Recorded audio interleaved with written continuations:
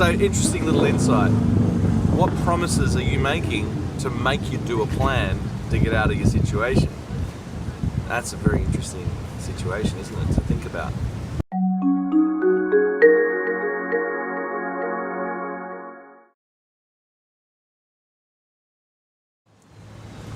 Hey guys, Matt Tait from Fork in the Road. Very quick epiphany I've had this morning. Thought I'd share some of my thoughts. Recently, right now, just to let you know where I am at, I'm sitting here at Surfers Paradise. Got the water just over there, the ocean's beautiful in the morning, people are walking, you can see there's people, cafes, and partner Anna there. Hello Anna.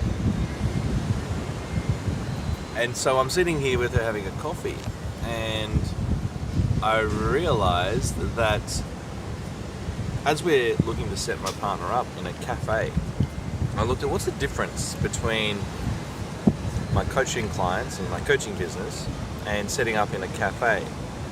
And in setting up the cafe for my partner, I was realising we had to do a business plan.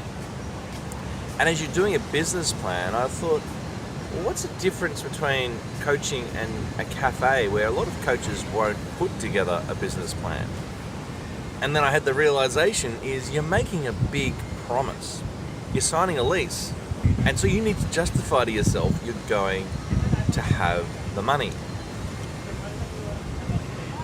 And so as you go through that process of doing a business plan, you realize, why don't a lot of coaches succeed at the start? And it's because there's no business plan.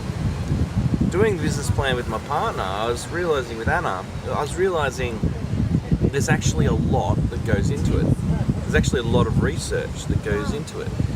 A lot of research that makes you answer all the questions and come up with a plan that will work. And so it's the same in your life. Do you have a plan that works, that you believe in, that you know where you are in that process, where you know where you are in that flow?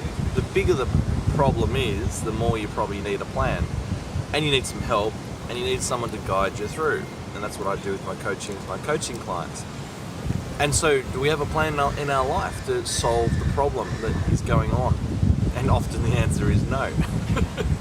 So I just thought it was an interesting epiphany that all the work that goes into the business plan, getting the financial advice you have to have in order to sign the lease, the accounting advice you have to sign the lease, all those sorts of things for a cafe. And these were the planning things we were working through for my partner.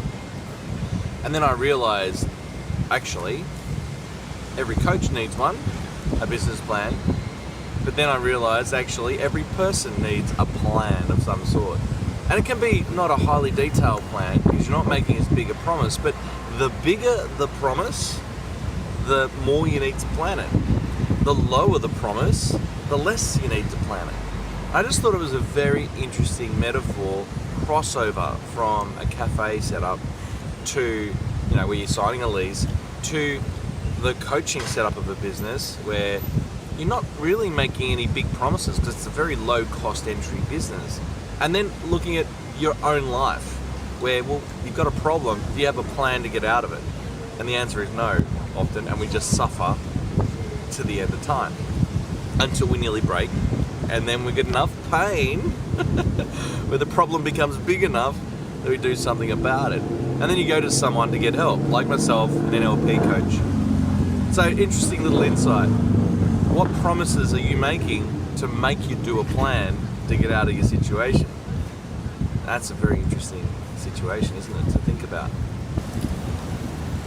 And then what if you did? What if you actually put together a bit of a plan where you knew where you were in the process? And so you only deal with one part of that plan at any given time.